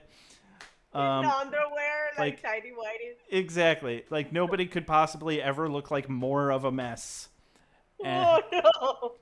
I mean, it's possible, but it's rough. You know how people are like, oh my god, I was a hot mess. It was not a hot mess. It was just a mess. No hot. Sorry. Yeah. Nothing hot about it. Well, I mean, ask Beth about that. Because ding dong. Ding Police dong. is- Well, Rick's trying to figure out why the police haven't just taken him out. They've got a clear shot at his head. Jerry's wondering where the hell he's going. We find out because we see through Beth's goggles that Jerry has just ding-donged at her door, and we actually are able to see and hear what he says through her goggles. Because I don't think the rest of them in the living room actually can hear Jerry. We're seeing through goggle view what Jerry Right. actually says. We're lucky as the audience members to be privy to both sides of this. Even though there really is, I'm not treating it like reality. There's no. Anyway. So yeah, he says the big speech of like, I shouldn't have never become a famous actor. I should have never. I've been in love with you since high school. I hate acting. I hate cocaine. I hate Kristen Stewart. I wish you hadn't gotten that abortion, and I've never stopped thinking about what might have been. They hug, crying. Beth runs out of the kitchen. Our Beth, actual Beth, runs, and she's also crying. They hug now, and frankly, this might be the most heartfelt moment of Rick and Morty history ever. Yeah. They blow it out of the water, season 1, episode 8, and I don't think they ever live up to this episode in its entirety ever again throughout the series. Bam! It's a romp. It's an enjoyable romp from here on out, but I think they peaked way too early with this episode. Yeah. Because nothing gets me quite the same every fucking time I watch it. It's the writing. It resolves the conflict of the whole episode seamlessly in a neat but plausible and satisfying way that just how good the writing is alone almost makes me cry. But their reunion and actually being able to watch their reunion in what it looked like if they had a better life otherwise. And then they actually get this validation that they needed to move forward and be secure in their relationship and their life choices. Yeah. So, at least for this moment, and that's just deeply satisfying. And It is. And I think that's because most of us, real human beings, have had that thought of like, what if I had done this other thing? What if I had chosen this other path? Mm-hmm. What would my life look like? And these two, Beth and Jerry, in this dimension at least, get to actually witness what would have happened. And it's just beautiful that, like, even though it seems that they at first were like happy with the other choice, they just, by like cosmic fates of the universe, end up together nonetheless. Mm-hmm. And that's just, when you're in that situation, kind of questioning if you are with the one or whatever, at least for monogamous people, it's just very cathartic to be like, to have some sort of like Confirmation. secure confirmation that you're on the right path, whatever that means. Validation. Yeah. And unfortunately, obviously, it doesn't last for the characters. They go right back to bickering and basically verbally abusing each other almost every episode. And pretty much immediately starting next episode, probably. I forget off the top of my head. But Rick suggests, hey, who wants to watch some more ball fondlers? Ball fondlers? Anybody? Yeah, I could go for some ball fondlers, yeah. Morty and Summer are totally down. Down. Roll credits. Yeah. Fucking ball fondlers. It's just the A-team. I was reading an article that said originally what they were going to do with ball fondlers was they were going to be more like a Mutant Ninja Turtles type thing where they all had really short arms and did something a little more suggestive of the title. Ah, throughout. So, use your imagination. right. But then they decided to go with this instead, and they kept the name. Sad. I was like, why do they call it ball fondlers? Is it just because that guy, Yeah. the Mr. T character's hair looks like balls? What's going on? No, yeah, I don't think it has to. Yeah, that's the thing. It just doesn't correlate, Hmm. but at least not visibly. And then the tag scene after the Yeah. credits. Rick's goddamn tired of them asking questions about the hamster butt person world because he doesn't know. He's watching the same TV they're watching. And he takes him on a family vacation to hamster butt person world. And it does, in fact, look like a little apartment inside their rectum. It does look like it. Cue the photo montage, and we can see their vacation shenanigans Hmm. in hamster that live in butts world, and they seem to have fun. Yeah. They went on a Yeah. roller coaster with hamster butt Yeah. people and made some Took lots of friends pictures. Yeah. with some hamster Probably asked butt them all people. the questions. I bet they Probably did. asked all the questions. One Yeah. of the Got the pictures answers. was of them showing them a diagram of Ah, the there you go. inside of a hamster butt person. So yeah, confirmed. Hmm. And the dee dee dee dee dee. It's a good show. It's a good show, B. There it is. We did it. So I'm to understand that you'll be heading up our fan theories after talk this episode, yes? Yes, I will. But listen, it's not that elaborate. I just went on Reddit. Doesn't need to as be. one does. That's fine. And you know But what? I did read some interesting stuff. So Let's take a moment to say if anybody listening wants us yeah, to talk about a specific fan theory that's related to an episode that we're doing or have watched already, let us know. We'd be happy to address that for you. If you have your own fan theory that you want to pitch, let us know. If it's interesting enough, maybe we'll talk about it. correct. Yeah. We're not going to promise that we'll watch it, that we'll talk about it. If you come at us saying, "I think Rick's an asshole" or something, that's Yeah, not a good fan theory. no, We're not going to talk about Give that. us a couple sentences, a few paragraphs, if you will. You get the idea. Anyway, back to you. So, Hey. okay. So what I found interesting about these, hold on, which one is it? Meow meow meow meow meow. Hold on, I actually Meow meow meow meow meow. meow meow meow. Meow meow meow meow meow.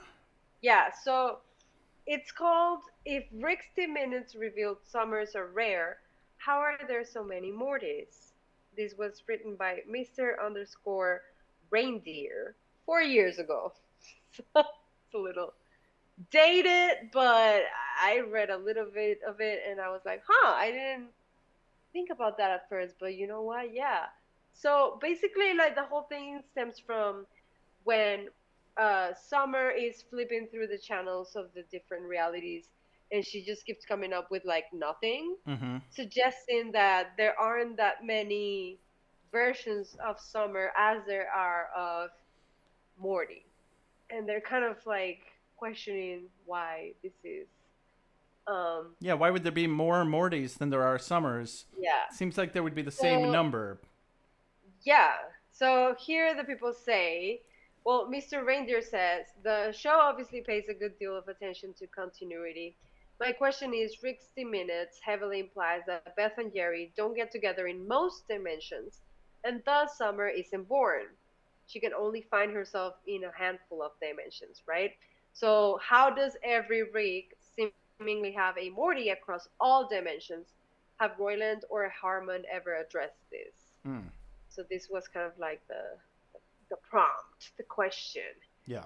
So somebody, which the name it says deleted, said, my take is this.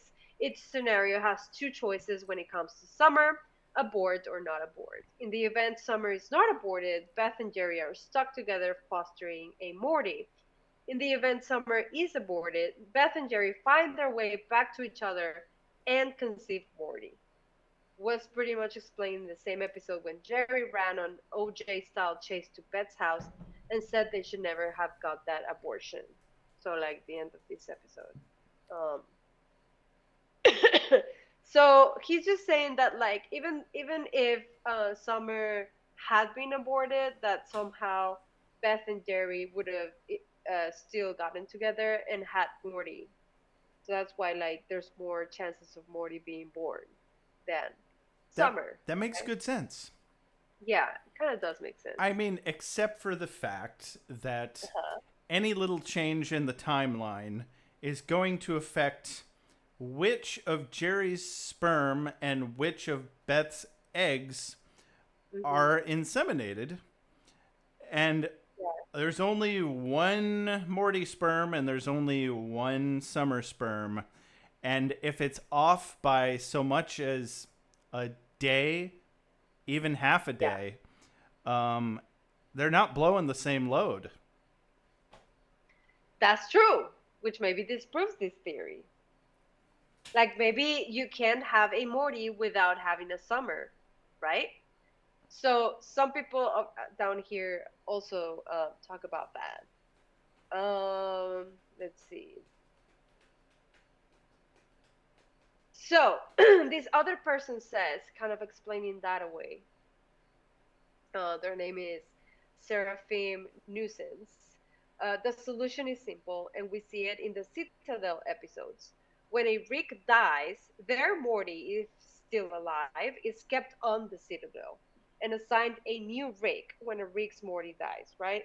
So even if there are less Mortys than Summers, the Citadel clearly hoards those. They do have so, they never run out.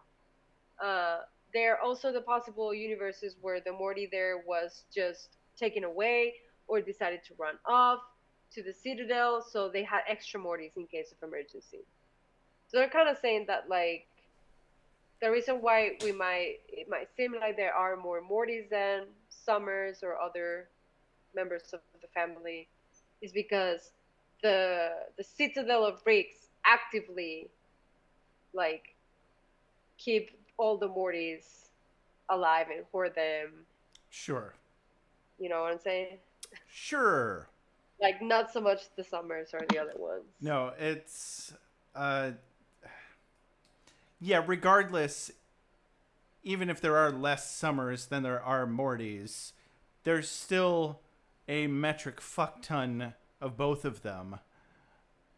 Because there are infinite universes. There's no shortage. Yeah. But there are plenty of universes where they don't exist. Correct. But oh god, we're gonna get into so much mind fuckery once we get around to the Citadel of Ricks, because they specifically call it the central finite timeline, because while there are infinite timelines, there's still only like a bubble of timelines where Rick and Morty and the Smith family exist.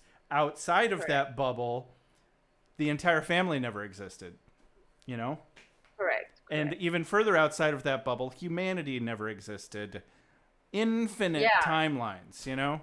It's just the infinite of it makes kind of like this arbitrary number. It's just arbitrary. Mm-hmm. It's just kind of meaningless, really. So there's not truly an infinite number of Mortys and Summers. Like he says 2 episodes ago, you know, we get 6 or 7 more of these tops where they can find the exact set of circumstances that they need to jump dimensions seamlessly. And even though there are infinite timelines, it makes sense that doesn't mean they have infinite opportunity for an ideal escape plan. Correct. Yeah, it makes sense to me. I could be wrong, but, you know, I'm not a... what's the word? Certain kind of scientist that studies time. And Timologist? yeah, I'm not a timologist. All right? Clearly. Jesus Christ. Uh, I'm going to think of it So later. I'm going to that, wake up in a cold yeah. sweat Uh-huh. and I'm going to call you and scream it. Okay. And then I'm going to hang Okay. up and go back to sleep. Oh my god. Because there's a word for it. A very Okay. official, special word for it. Yeah. I'll wait No, for I'll the probably call. just text you. Okay. Yeah. So that's I'm basically. going to drive to Mexico. Okay. No, you're not. No, I'm not. That's a long fucking drive for Yeah. me. So that's basically all I have for that little question about the summers and if the summers are rare. I guess people thought that the summers were rare just because she wasn't coming up in the realities in the goggles. And that's how this whole conversation started. Because she wasn't coming up in what? In the goggles. Oh, the goggles. Okay. Yeah. So I thought you said something about the comics. no. Which that's a whole other thing. That's a whole other thing. That's a rabbit hole that I didn't go down yet, but I'm going to have to. We're gonna have to at some point, because I read something about.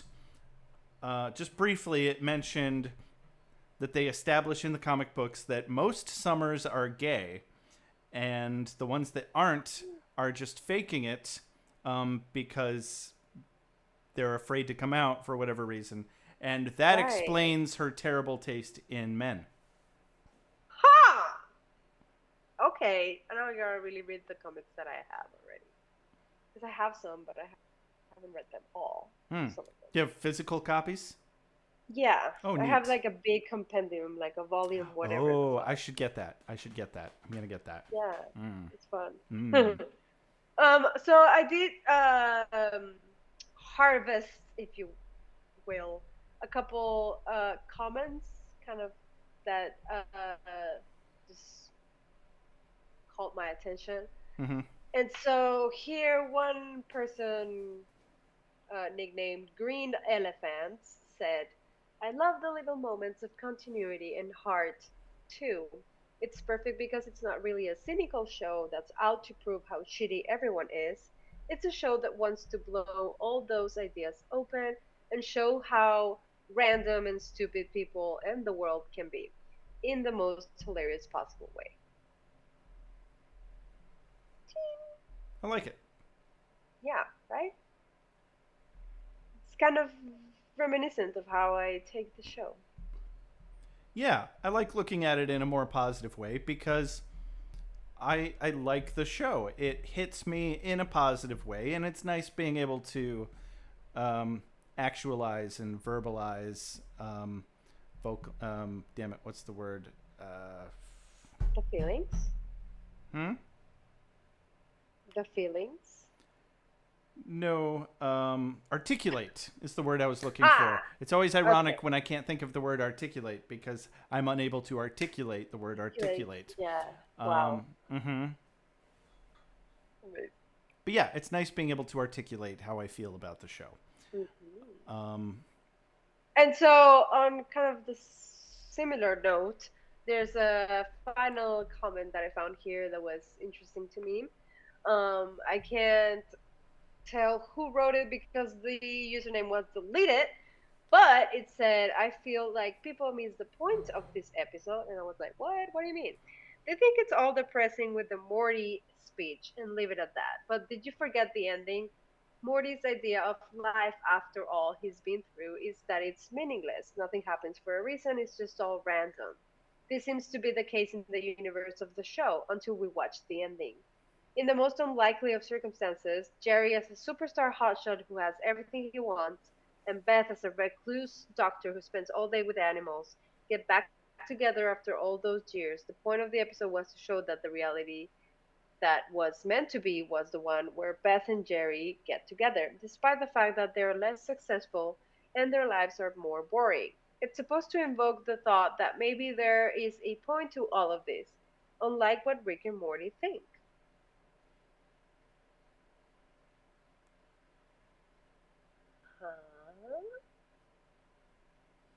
So it kind of says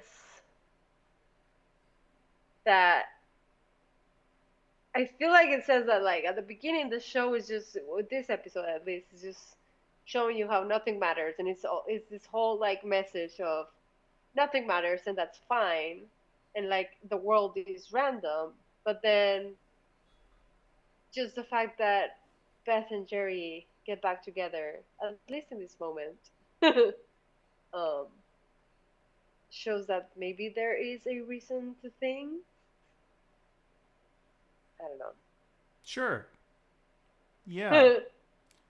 Um. Yeah, I think I kind of missed the point, but I also think I'm getting tired and I'm having trouble processing. That's fine. But you said your bit, and Yeah. I'm gonna go ahead and give it a yes. Thank you. You're welcome. You're just the I'm the yes man. simulacro. You're the guy from the fake. We did that already, didn't we? Oh yeah, the one Yeah. from the simulation episode. The simulation. Yes. Thank Mhm. you. M. Woo! Night Shyamalians. It was the name of the There episode. you go. Mm-hmm. There you go. Shyamalians. That wasn't this episode though. This was Rixty Minutes. This has been Rixty Minutes by Wubba Lubba PodPod. Don't forget to give me a second. Oh, we have a new. Yeah, Setup don't for forget the to review Patreon. us on iTunes. If you want to support us on Patreon, we'd love it if you did that. Go to patreon.com/WubbaLubbaPodPod. We have 3 tiers of support. We have a $1 Morty tier, a $3 Rick tier, a $5 Rickest Ricks tier. At the $5 tier, you're gonna get exclusive. Tell them what they're gonna get, Alex. I'll tell you what they're gonna get right now. I want to say like a live stream reminder, 15% off merch. You get I'll tell you right now. You get early access to the video version of the podcast. So you get to watch with your eyes the raw version of the podcast a week earlier than everybody else. That's what that is. You also get the live stream reminder so you can catch us recording the episodes live on Twitch. And then if you get the $3 tier, you also get 10% off merch. And if you get the $5 tier, which is the Ricky's Rick, you get everything that I said before, also 15% off merch. And you get access to the Rick and Morty smartphone background created by me, Alex. I'm working on one right now. It's Woot really woot. cute. You want it. Yeah. Very nice. Yeah, and if you want to check us out, you can always go to WubbaLubbaPodPod.com. If you want to buy some merch, head over to our sister podcast website, beerwithbuffy.com/shop. We have all kinds of social media. Alex is great at putting together some clips and doing up our social media stuffs. Go over to Instagram at WubbaLubbaPodPod, Twitter, X, at WubbaPodPod, TikTok at WubbaLubbaPodPod, Twitch.tv/WubbaLubbaPodPod, Podbean, WubbaLubbaPodPod. We're on all your favorite podcast platforms, Stitcher, Spotify, iHeartRadio, whatever. If you ever have any questions, comments, or concerns, you can email us at WubbaLubbaPodPod@gmail.com. You can also text or call us and leave us a voicemail at 269-743-0783. Big shout out to Benjamin Alexander for all of our opening, closing, and transitional music. This has been Wubba Lubba PodPod. I'm Josh. I'm Alex. Ta-da! Look at us. Way up in the butthole, Morty. Way up. Wow, that's from episode That's 1. why I need you to put this hamster Dude. way up in your butthole. We haven't done the snowball episode, right? The dogs. We did that. No. That was episode 2. What? Oh, that was. Oh shit. It's all gonna Oh, blend no. together It's so all easily. blended together. Well, we only have 3 episodes left of this season, so yay! Woo! They're short seasons. Honestly, now that we're doing this more regularly, we're gonna start burning through this show. Yeah. Anyways, they can't hear us anymore. We've put the music. the closing music by this point. Ah, but that makes this extra special content that they can see on the stream and the video Correct. afterwards. Hi. Hello. Love you. Goodbye. Yay. Okay, thanks. Have a good time. Okay, thanks. Okay, I'm gonna stop the Audacity. I'm going to stop the stream and Audacity. Okay. Goodbye, signing off.